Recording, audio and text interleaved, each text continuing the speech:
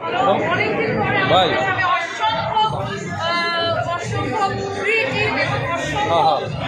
ভালো একটা টিমের সাথে কাজ করেছি এবং আমি আমার বুঝি পরিচালক সংসদের ধন্যবাদ জানাতে চাই লিখি চরিত্রে আমাকে বিশ্বাস করার জন্য এবং আমার সকল দর্শকদেরকে যারা আসলে আমার কাজ পছন্দ করেন তাদেরকে ধন্যবাদ চরকিকে ধন্যবাদ আমার সকল ভালোবাসার মানুষ।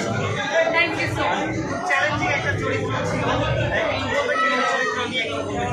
হ্যাঁ, লিপির চরিত্রটা আসলে ছিল আপনি দেখেন যে এটা একটা আমার মোবাইল দিয়ে কি করব যেহেতু মেইন যে প্রোটাগনিস্ট ছিল সিরিজের তার হাজবেন্ডের সাথে একটা পরকীয়ার সম্পর্ক ছিল লিপি ক্যারেক্টারের, কিন্তু এই ক্যারেক্টারটাকে আসলে যখন আমি চেয়েছি পোর্ট্রেট করবো তখন যেন কোনোভাবেই নেগেটিভ না লাগে এবং আমি চেয়েছি যেন ক্যারেক্টারটা প্রতি দর্শকের মায়া লাগে বা মানুষকে মানে সে পরকীয়া করছে এটা বড় যেন মায়া লাগে, কারণ আসলে ভালোবাসার অভাব মানুষের সবচেয়ে আসলে কঠিন অভাব আমার মনে হয়।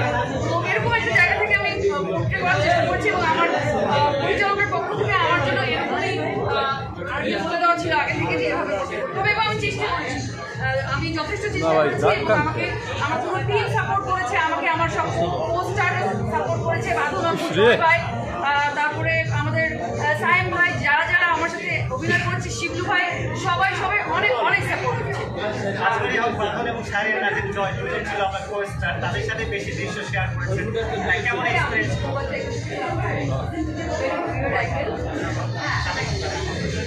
তাদের সাথে কাজ করা কেমন? অনেক কথা বাদল আপনি রিসেন্ট একটা মিলিয়ন সেন্ট্রিক অনেক দারুণ দারুণ কাজ করেন। বাদল আপু তো অ্যামেজিং মানে বাদল আপু সেটে থাকলে এক ধরনের মানে গুড এনার্জি কাজ করে, যে বাদল আপু 5টার সময় ঘুম থেকে উঠে দেখি ওর মানে ও মানে বাদল আপু হচ্ছে একটা ভীষণ পজিটিভ এনার্জি অন সেট, মানে ও যেই সেটে থাকে আমার মনে হয় সেই সেটের সবার মানে কাজের উৎসাহ বা উদ্দীপনা আরো অনেক বেড়ে যায়, মানে she is a very positive soul এবং তার কাজের প্রতি তার প্রত্যেকটা চরিত্রের প্রতিও তার অ্যাকশন সব অ্যাকশনই মানে পজিটিভ থাকে এবং অনেক ডেডিকেশন, মানে একটা ঘটনা আমার বলতে ইচ্ছে করছে, কোনো একটা সিন করার সময় একটা চেজিং সিন করার সময় বাদল আপুর পা মচকে যায় এবং খুব ভালোভাবে মচকে যায়, পা ফুলে অনেক বড় হয়ে যায়, মানে ফুলে মোটাতে আপুকে ওষুধ খাওয়ানো হয়, ব্যথার ওষুধ খাওয়ানো হয়, এক ঘন্টা 2 ঘন্টা রেস্ট দিয়ে উনি আবার বলছে চলো ওষুধ।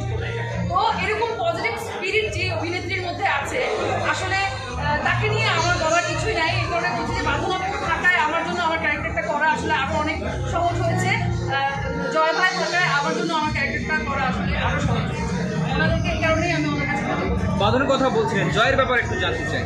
জয় ভাই তো উনি তো একদম পরীক্ষিত মানুষ, উনি তো আমি ছোটবেলা থেকেই জয় ভাইয়ের অভিনয় দেখেছি, ওনাকে নিজের পর্দায় দেখেছি, জয় ভাইয়ের সাথে কাজ করার অভিজ্ঞতা আমার 2014 সালে আমি একবার কাজ করেছিলাম, আর এটা হচ্ছে জয় ভাইয়ের সাথে আমার সেকেন্ড কাজ এবং ইজ অ্যান অ্যামেজিং আর্টিস্ট, মানে ওনারা যে আসলে পরিণত শিল্পী এটা আসলে ওনাদের সাথে কাজ করেই বোঝা যায় যে ওনারা পরিণত শিল্পী, একটা চরিত্রের উপর কতখানি ভালোবাসা এবং ডেডিকেশন দিয়ে ওনারা কাজ করে এটা সেটে গেলেই বোঝা যায়। উপস্থাপক জয় একরকম ছিল আর সেটে যে ফুল আর্টিস্ট জয় একদম অল টাইম ক্যারেক্টার, যে মেকআপ বলার আগে কোনো ড্রেস পরে আপু আপনি গ্রামের চরিত্রে অভিনয় করা পছন্দ করেন নাকি আসলে অনেক সময় অনুষ্ঠান? না এটা আমি সব চরিত্রে অভিনয় করা পছন্দ করি। মৌসুমী হামিদ কি আর লাস্ট কোশ্চেন, মৌসুমী হামিদ কি বড় পর্দা থেকে সরে যাচ্ছে কিনা? না বড় পর্দা থেকে আমি একদম সরছি না, আমার নেক্সট মান্থে ফিল্ম রিলিজ, আপনাদের সাথে আমার আবার দেখা হবে। ঠিক আছে, কোন ফিল্ম? নয় মানুষ একদম আমরা পুরোপুরি ছাড়পত্র পেয়ে গেছি সেন্সর বোর্ড থেকে, আমরা অলরেডি রিলিজ ডেটও ঠিক করে ফেলেছি, খুব শীঘ্রই আপনাদের সবাইকে দাওয়াত দিয়ে আমরা ছবি প্রিমিয়ার করতে চাই এবং ছবি সম্পর্কে রিলিজ ডেট সম্পর্কে জানাবো। আপু অনেকে বলেন যে যারা নাটক করে তারা বড় পর্দায় ওইভাবে আসলে সফল হওয়া তাদের জন্য কিছুটা কঠিন, তো সেক্ষেত্রে আপনি কি মনে করেন যে বড় পর্দায় ছোট পর্দায় কাজ করার পর বড় পর্দার দর্শক আপনাকে সেভাবে গ্রহণ করবে? আমি বড় পর্দার দর্শক আমাকে আরো অনেক বছর আগেই গ্রহণ করেছে, এটা অলরেডি মানে আপু আমার আগে আপনাকে আমরা যখনই পেতাম আপনার ইন্টারভিউ মানে সবাই জিজ্ঞেস করতো বিয়ে করবেন কবে, এখন আপনাকে কি প্রশ্ন শুনতে হয়? জানি না, এখনো পরের প্রশ্নটা তৈরি হয় নাই, ইনোভেটিভ প্রশ্ন এখনো পর্যন্ত কেউ তৈরি করতে পারে না, দেখি পরের প্রশ্ন কি হয় আপনাদের তরফ থেকে। তো আপু আমি করি, মামা হবো কবে? এই যে শুরু হয়ে গেছে, মামা হবেন কবে? যেদিন হবেন ওই দিন হবে। আচ্ছা okay tata, bye, thank you.